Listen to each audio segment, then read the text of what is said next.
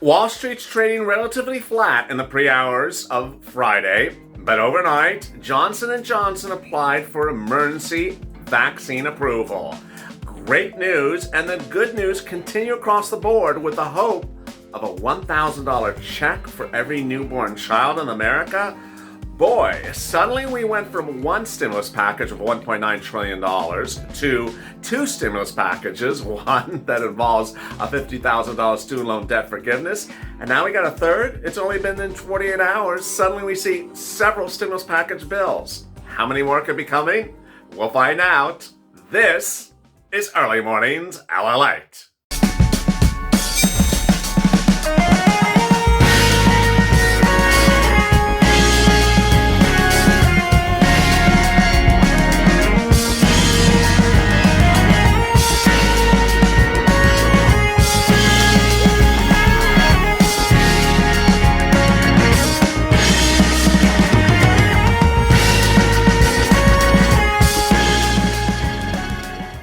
Hey, good morning, everybody. It's Early Mornings LALATE, the 6:30 edition. This is LALATE, from Wall Street to Main Street, from my home to your home. The continuation of the Early Mornings segment. It started earlier today with a big show that went over this exciting news about that $50,000 student loan debt forgiveness. And in this video, I have another bill that is likely to come along the next few days as well. It's another stimulus. Suddenly there's stimulus everywhere. Yes, so make sure you subscribe because it's the most comprehensive, in-depth, and interactive business channel there is.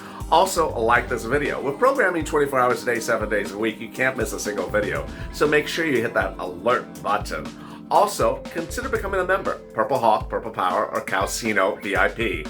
The link is on the top of the video, in the description, also in the pinned comment. And over there is an instant premiere. It allows you to chat with your fellow Purple Hawks, Purple Power, and Calcino VIPs about the developments across the board. And today, boy, there's a lot of developments. Let's get to the breaking news right now. The breaking news to start this new morning is that Wall Street is certainly very excited, as you should be, about a major announcement last night. Johnson & Johnson applied for emergency use authorization from the FDA late Thursday evening. This comes after Moderna and Pfizer got their authorization in December. Now, Johnson & Johnson is the third of three companies that the Trump administration had bought vaccines for. But because the Trump administration had bought a lot from Johnson & Johnson, there wasn't enough vaccines in the distribution. Now that Johnson & Johnson is adding into the mix after Joe Biden also had an additional 200,000 order placed just a few days ago from Moderna and Pfizer. The Johnson & Johnson announcement is very big. As you know, Johnson & Johnson is a single-dose vaccine. The statement was made by Dr. Paul Stoffels, who's the Chief Scientific Officer for Johnson & Johnson, last night. Today's submission for emergency use authorization of our investigational single-shot COVID vaccine is a pivotal step towards reducing the burden for disease and for people globally and putting an end to the pandemic.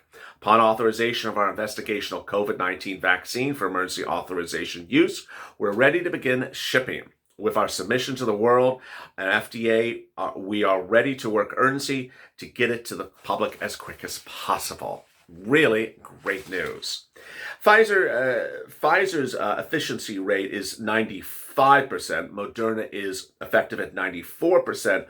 Johnson & Johnson is at 66%. But then the news came yesterday with a tongue twister. Baby Bill Bond Booker. No, Booker's Baby Bill Bond. I'm not making this up. Yesterday, Senator Booker introduced the Booker Baby Bill Bond. What is this?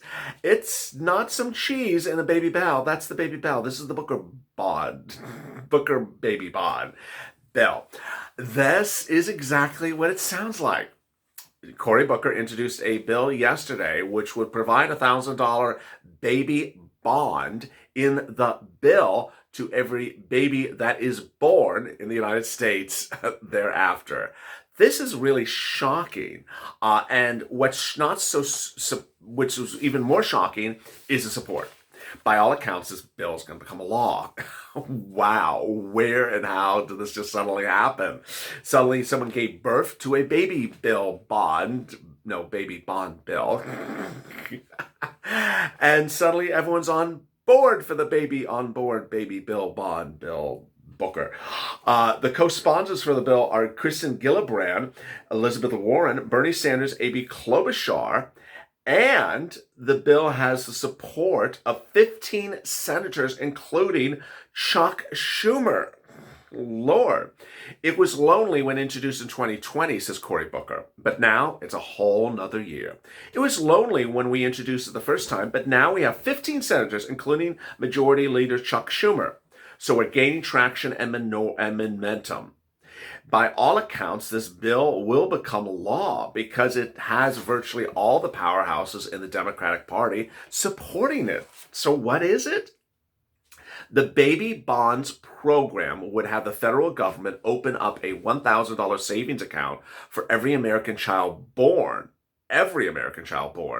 with additional deposits allowed up to $2,000 per year based upon household income.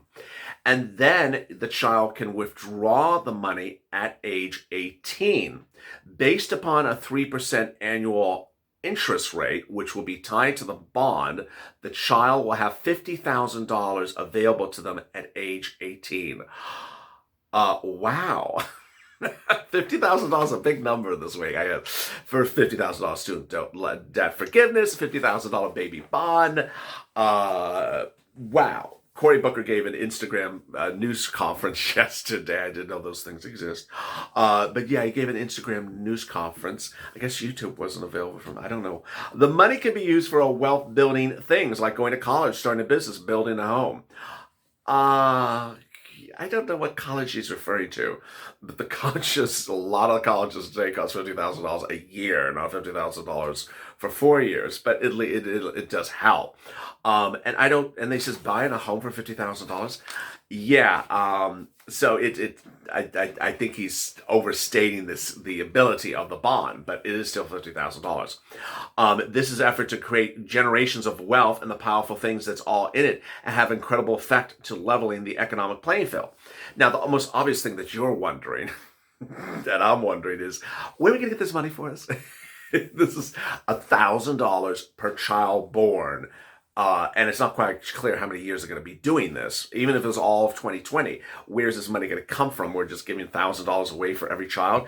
And there's no income restriction on it. That doesn't make sense. So if Warren Buffett suddenly pops out a child tomorrow and they get $1,000, not that Warren Buffett's going to be popping out a child anytime soon, but you know the image I'm talking. Well, not that image, but you know what I'm referring to. What, $1,000 even for even rich people get $1,000? I don't. That just no. So hopefully it's tailored back a little bit, and I don't like that word narrowly tailored. You know that. But the baby bond bill is a lot of people on board for the Booker bond baby bill. Yeah, no. This could be coming on board very soon. So, by all accounts, expect this to become a law as well. Meantime, great news about variations and variants, and I'm not referring to San Francisco hairstyles. I'm not referring to San Francisco hairstyles. New policies out of the Biden administration late yesterday confirms that they have now dispatched a task force to deal with the variants of the virus. Thank goodness. The Biden administration has now delivered a new pace to figure out how to deal with the variants. That is being handled by FDA. FDA's new strategy is for adapting its tests and vaccines for variants, according to an executive staff memo released yesterday. Meantime, officials of the National Institute of Health have also met to figure out how to get things going. Moderna will be doing its vaccine variant tests on humans next month. Meantime, there is movement with Keystone Oncology, a biotechnology company that's trying to incorporate multiple incorporate techniques so that their booster shot could work against multiple strains of the variant. Absolutely incredible. Great news. The news statement came yesterday from one person at the FDA. This is an issue we're definitely thinking about and working with individual sponsors, said FDA Acting Chief of Staff Julie Tierney. And if we're looking at more public process, getting our thinking out there in the near future, wonderful. I mean, this is huge, great news. How about those stimulus checks? $1,400 an individual you're going to get. $2,800 a married couple, $1,400 a child, $3,200 adult dependent. FPUC will be $400 a week. Why do we know this? Because this week a two-step process was effectuated. The two-step process is called a reconciliation. I call it a tow truck with a tow hitch. The tow truck is over the finish line. The tow hitch is just being dragged over the finish line by the tow truck. The question is just what day. The third stimulus package is effectively law. Let me explain what's going on here. The way they did it is they introduced something called a reconciliation bill. That reconciliation bill had attached to it, paper clip to it, rubber band to it, another bill. And that bill is the $1.9 trillion stimulus package from Joe Biden. The reconciliation says, hey, pass me, and then you can pass this thing. Well, the reconciliation has now passed. All they have to do is call vote for what's on the tow hitch, the $1.9 trillion bill. The tow truck just has to drag the tow hitch over the finish line. So everything that's in the $1.9 trillion bill from Joe Biden is going to pass. The question is just what day. It's no longer a question of how or will or can. It's just a question of what day they're going to vote on it. So you're going to get a $1,400 stimulus check individuals, $2,800 married couple, $1,400 children, $3,200 adult dependents. If you're on any type of benefits, you get the same thing. Again, $1,400 individual, $2,800 married couple, $1,400 children, $3,200 adult dependents. FPUC will be $400 a week from January to the end of September. So it goes on top of your FPUC from second stimulus, goes back to when it starts and adds an additional $100 per week, and then goes forward. You know, $400 a week for 40 weeks is a lot of money. If you are unemployed all that time, I hope you are not. And if it goes on top of $200, $300, $400 a week of PUA, UI, that's $700, $800 a week of benefits you will be getting. $20,000 to $30,000, a lot of money. Meantime, is someone trying to get a lot of money to a person in the Senate? Insiders say, yeah.